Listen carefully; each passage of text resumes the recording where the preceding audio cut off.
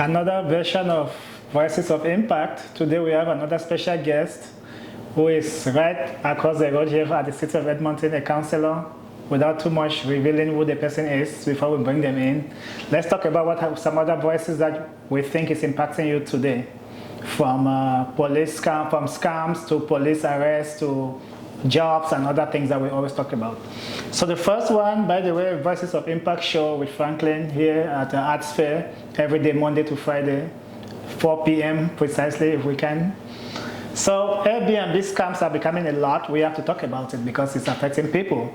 There are different versions of it. There's an option where you get to go into the house and there's no house exists because they just take pictures online and put the address on it. With AI these days, it's easy to get pictures all over the place and put a fake post on Airbnb and trick people into paying to come to a house that doesn't exist.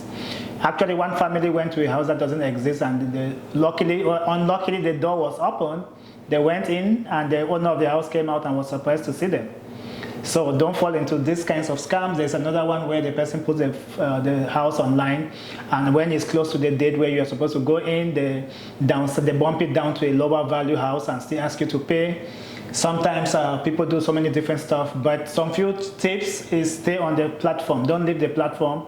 Don't any price that is too low or not matching with the other houses in the same category might not be true. So check it out. Go on Google Maps and check to see that you can see the houses. Also make sure there are reviews, because when people take pictures and put a fake account of a house, there will be no review because nobody have ever lived in it. So make sure there are reviews. Stay on this web, on the app. Don't leave the app. Don't go with anybody who is asking you to pay through any other means besides through email or through the normal platforms. Well, Edmonton District is having a very fantastic party March 4th, from Winspear all the way to the Art Gallery, passing through Citadel, or Citadel passing through Winspear to the Art Gallery, for those who know downtown very well. So enjoy. It's a free block party. Former Army Cadet who was charged, this one is important because when you send your kids to Army Cadet stuff, you expect them to be taken care of. There might be some strange people there, so watch out. Edmonton Police Service is looking for more people who have any problem with this, so if you have any complaint, the Edmonton Police want to hear more. Calgary Olympic Torch is coming back to life with the Winter Olympics going on now, so the Calgary Torch or Calgary Tower will light every time there's a gold medal won by Canada. That's an interesting one. And also on the day of the Olympic game, February 6th, and the end March 15th. Citadel Theatre is hiring. As you know, we're going to be talking a lot about jobs, we're going to talk a lot about scams, and we're going to also be talking about ways to save money and grants. So this one is jobs. Citadel Theatre is looking for associate executive director, so check it out. And we have our calendar of all Black History Month events across Canada on our website, and we also have Lunar New Year across Alberta too. So 7 Toronto cops were arrested this week because they were involved in a very massive project by the York Regional Police called Project South. So 7 police were arrested, 4 suspended. Actually, 1 was even on retirement and he was arrested for being involved in organized crime. So if you are looking at being active and healthy in Calgary, you can always go to this event coming up. It's organized by All Sports One City in Calgary. So if you are looking for more jobs again, Edmonton and River Cree is hiring. So jobs and more jobs. And if you want to go to Abu Dhabi, that's in the UAE, you can now live from Calgary directly 3 times a week and enjoy the ride. Calgary again has so many nice stuff, lots of numbers that you can look at. They have a population of over 1.5 million people. You have how many square footage houses are constructed, how many potholes are constructed, so many numbers that you can check and enjoy to see what the city is doing. So Black History Month events are now everywhere, and BCW event is also coming up 7th. That should be tomorrow, and that will be for those who want to do projects in Africa. And now we go to our guest. She is a councillor, active, very involved in the community way before she became a councillor.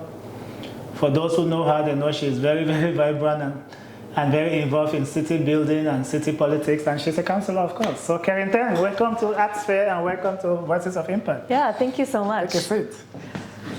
So a few questions for you. The first one will be, How was, I know it's too late, but still, how was your 2025 for you?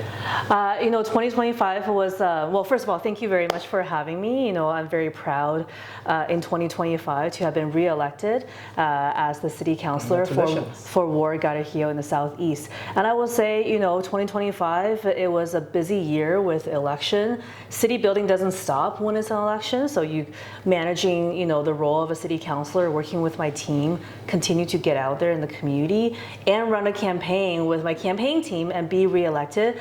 I'm actually very proud of that. And so I'm excited to be here and continue to serve.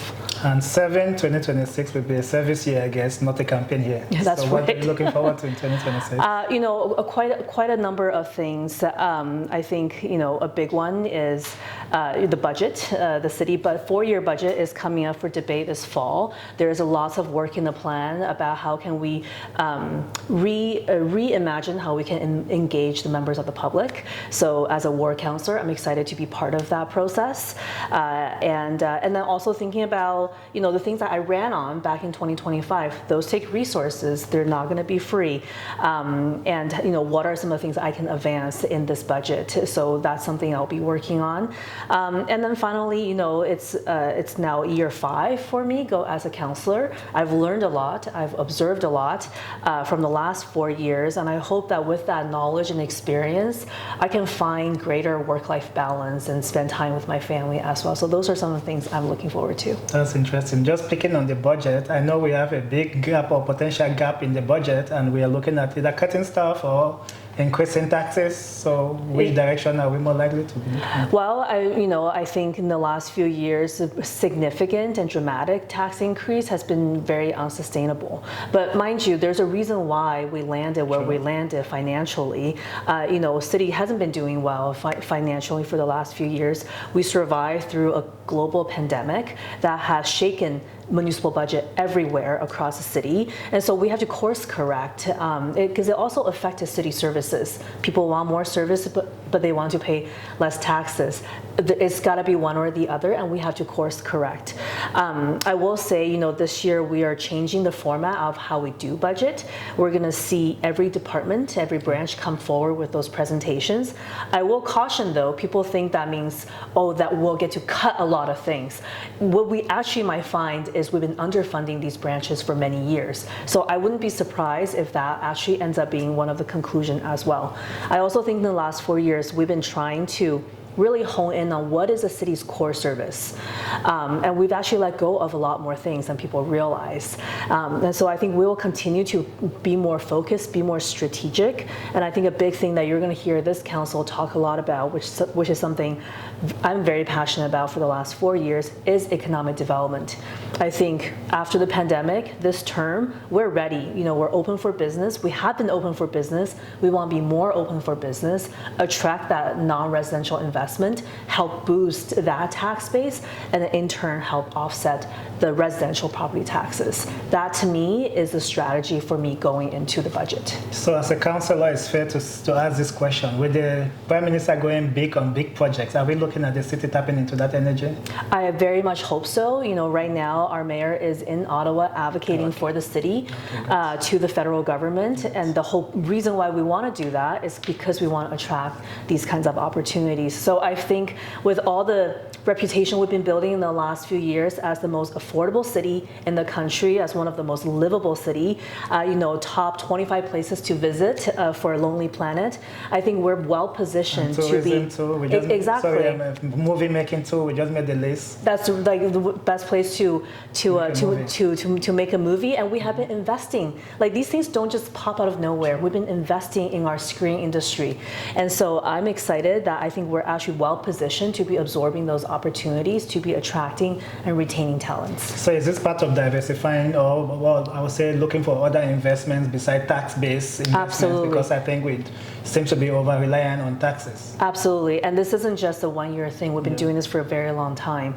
City is growing very fast, and I have always said this kind of growth, we cannot sustain that through the tax base. I'll give you an example. In my ward, it's one of the fastest growing in the city. It's actually the second largest by population. One of the key gap I have in my ward is infrastructure. I have several arterial roads that badly needs expansion, but infrastructure is something that the city has a hard time generating the revenue for. Capital dollars is hard to come by, and we cannot sustain that on property tax, which is primarily used for operation. So we need to beef up our capital investment, but not solely rely on property tax for that. So you can tell Keren is big on policies. So let's switch a bit. Let's ask Keren some few other things that you may want to hear. Yeah. So what else are you looking forward to in 2026? I know there's Black History Month, there's Lunar New Year, there are lots of other fun things too besides policies. Yeah. Besides the budget and the we've been, so me and my team, we have a small team. I work with Salima and Yawa, and we are very focused on how to get out in the community more. In my ward is very multicultural, very interfaith, and this year I really want to focus on reaching some communities maybe I haven't really reached out to in the last few years. As an example, the faith communities, the very diverse faith communities, do a lot of community building work. I would love to connect with them more and see, if I can find a way to connect everyone. So those are some of the things I'm looking forward to, and I'm just excited to get out there. Okay, and I think that's quite a lot to know about Keren. For those who have been following Keren on her Facebook page, she's always sharing and explaining things happening in the city. She's very, very active, which is very good. Sometimes we see some things that she shares, then we go find more information to share on this show, so which is good. Yeah. Before Keren goes, I know there's item 11 that everybody wants to know. What else is Keren excited about besides city work? Besides family, what other fun things people don't know about you? One thing would be... you know what, I think this year I wanted to develop some of my maybe artistic skills. I grew up drawing and painting. I come from a family of architects, okay, and so that's something I want to do more of this year, is to develop that side